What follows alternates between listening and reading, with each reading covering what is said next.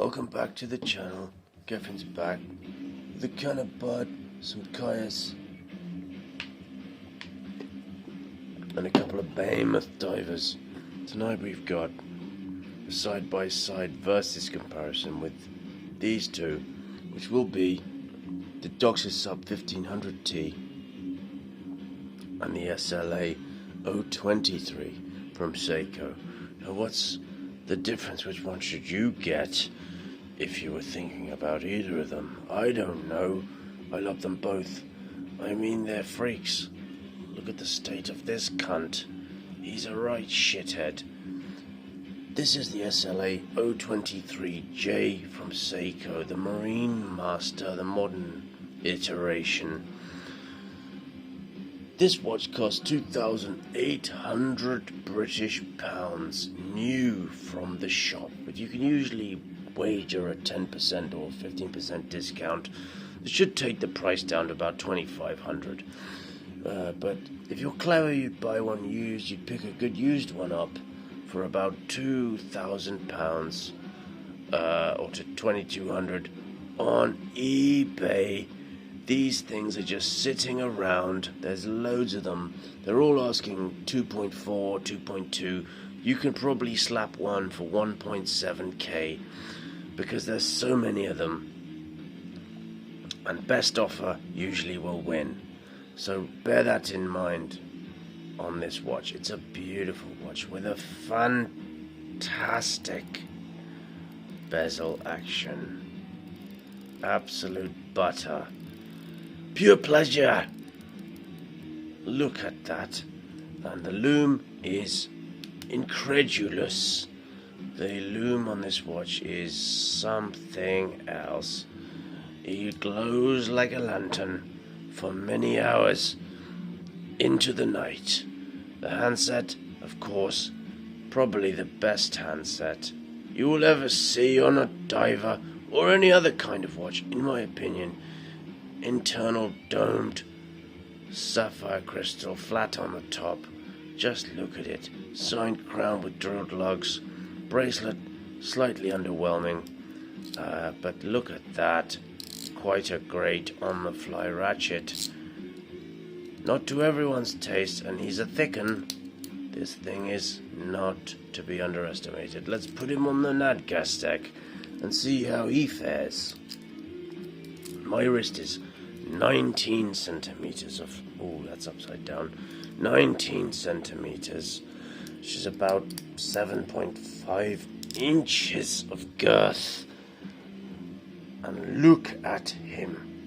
You can wear this watch on a 7-inch wrist, probably even less. Depends on the topography of the geographical status. But I have quite a flat and thick wrist.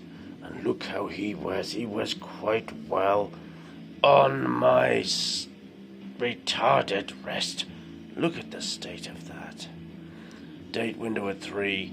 Lume sliver at 3. Zaratsu polish all around the spaghetti field. Get rid of yourself if you don't think that this is one of the best case shapes ever devised by humanoids. Look at it. Just look. Look at that. Freaky as fuck, bro. That's the SLA023, and inside he bears the 8L35B movement. Has a 50-hour power reserve, hacking and hand winding are featured with a quick set date. It's not regulated, but the accuracy on mine is somewhere around +4 to +5. What a bastard on the wrist. Let it be known, this was a grill of mine for 25 million years. Before I finally purchased one. But what do we have to compare him to? Well, we have this, which is something out of left field. This is not for everyone. This is not a conventional diver. This is the Doxa Sub 1500t. And this one comes in the Sea Rambler iteration. These Doxa Subs retail for £2,390, but used you can pick them up for about 1,500, and I would dare say best offer around 1,200. You could pick up a mint version of this, so the depreciation is staggering with Doxa. But what a watch he is. What a watch. An absolute gigantor. This thing is, well, thick as fuck. Look at the state of the thickness. That's not quite correct. We're looking at 16.5 for the thickness. Case diameter on this guy is 45 millimeters. I mean, it's huge. You got a 21 millimeter lug spacing with this exemplary bracelet, which is screwed in sign crown sawtooth bezel, which is extremely luxurious. Date complication. And look at him on the wrist. He's a freak. This watch is not for the spaghettifieds.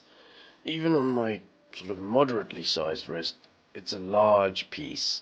And it's extremely heavy. It's over 200 grams on the bracelet. But what an absolute paillette he is. Of course, with this watch, you get a lovely on-the-fly ratchet. Again, you get a polished and brushed satinized bracelet. He's a true freak. It's a 1,500 meters of water resistance compared to the similarly sized Marinemaster's 300 meters. With his, this is a big watch too, but wears a lot smaller than it is. Let's attempt to measure. So it's a 44. It's a 43.4. And he's a thick boy. 15.4, 15.3 millimeters. So this is not small by any means, but he wears a lot smaller than this. Let it be known. But both of them are just perfection. Absolute bastards on the spaghetti. Look at the state of that. Just look at it. And look at that. Loom-wise, there's no comparison, I'm afraid. Doxa's not known for the loom. They're known for having really shit loom. And this one doesn't fail. The loom looks fantastic, but it lasts about 25 seconds. Get rid of it immediately. But that orange hand is a bastard.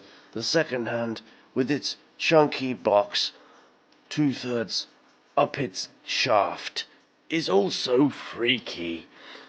It's all about diving here, but unfortunately, all Sub1500s that I've ever seen, and I've seen many of them, are misaligned. That's just something you'll have to think about. So, in conclusion, which one of these two gigantor wrist bastards is the least shit? I couldn't really tell you. Personally, I love them both. Both flawed, but both wonderful. Mr. June, where do we go from here? What a cunt you must be.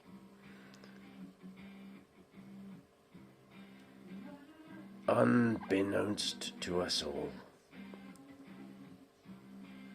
Stay freaky, bros. Never give up. Keep all your feathers retarded. That's what's up.